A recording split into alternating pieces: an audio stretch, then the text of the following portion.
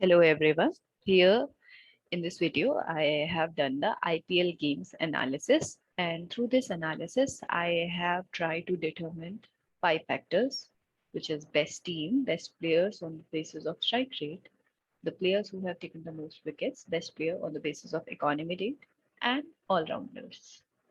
So let's begin an analysis. So first of all, I have imported the library that we are going to use, and then we have imported the data. So the data, let us see how it looks. So you can see, this is how the delivery DFDL data looks. Match ID, innings, betting team, bowling team, over ball. This is basically the data of every single ball. That what did happen in that ball, who was the bowler, who was the batsman, how many runs were given, and things like that. And then the second data set we have is TF-MAT. It contains the data on every match, which season match was played, and then who were the teams among which that match was played, who won the toss, and things like that. So this is to look at the information about the data set, and we found that there was no null value, which is a good thing. And there are 19 columns, and about some columns I did not have any idea, so that is why I have created a data dictionary. So this is the data dictionary, and then I have described the data, summarized the data. So from this summary of the data, I found that there were 756 matches played between 2008 and 2019. On an average, the matches were won by 13 runs. On an average, the matches were won by a margin of 3 wickets. So, so the first task is to determine the most successful team. And how are we planning to do that is I am going to look at the ratio total number of total matches won by a team to the number of total matches played by a team.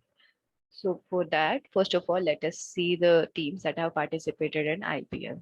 So there were a total of 14 teams that have participated in IPL from 2008 to 2019. And what we are going to do, we are going to look at the ratio, which is number of the matches that team has won and number of the matches that team has played. So this is how it looks like. This is a table. It doesn't give you much information, right? So let us have a look at the graph. So you see some bars are high, some bars are low. Some teams have played many matches, other teams have not. So why is this? So a little Google search tells that there were two teams, Gujarat Lions and Rising Super Giants. They played only for 2 seasons between 2016 and 17 as a replacement for Chennai Super Kings and Rajasthan Royals. Similarly, Pune Warriors and Kochi Tusker Kerala played in 2011 season. And Delhi Daredevils changed their name to Delhi Capitals in 2018. So these two names, Delhi Capitals and Delhi Daredevils, are essentially one. So let us fix this. On fixing this, and again plotting the graph, we get this. These are our teams, and you can clearly see Chennai Super Kings has won 60% of the matches that is our space. So this is, according to the data, is the most successful team in terms of the wins, and followed by Mumbai Indians and Sunrisers Hyderabad. Next part comes to the finding out the best players. So first of all, we are going to classify the best players by their strike rate. So this is the table that I have created, which tells for every batsman total runs they have scored and the total balls they have played and their strike rate. For example, for AD Russell, the strike rate is 190.16. What it essentially means is that AD Russell in 100 balls on an average he can make 190 runs. So that is how strike rate is interpreted. And these are the top 25, these are the players with top strike rates. So my suggestion would be that these players should play in power play overs to score maximum runs. So next comes the analysis of bowlers, that that if a bowler throws 100 balls on an average, how many wickets he ends up taking. So for example, according to the analysis, as you can clearly see in the chart, so MA Stark takes on an average 15 wickets in a throw of 100 balls. Similarly, Malinga takes 13 wickets on an average in a throw of 100 balls. So these are the bowlers that has taken the maximum wickets in IPL, and my suggestion is again to send them the power play hour because they can really shake the other team's confidence.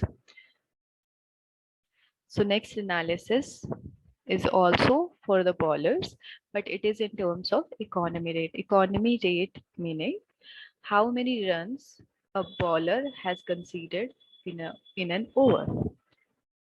So for example, here you can see for Anil Kumble, the economy rate is 6.64, meaning per over, on an average, a bowler Anil Kumble has considered 6 runs, which is very, very good. So this is the table that tells you about the 25 economy rates. And here you can see the chart respective to that. These are the 25 bowlers with less economy rate, and they can be very helpful to make sure that the other team scores less runs.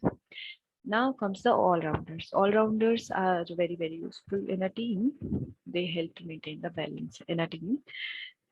The problem is not many batsmen are bowlers, not many bowlers are good batsmen. So there are very few players who are all-rounders.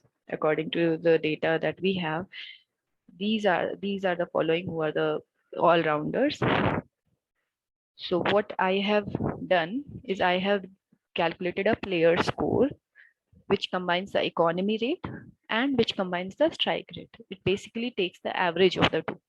So you can see KH Pandya is the one who has scored the most in this, and followed by YK Pathan, Harbhajan Singh, and Suresh Kumar Raina. So these are the players who are all-rounders. And so this is the conclusion of my analysis easily. And any suggestion on the analysis are very welcome. Thank you very much.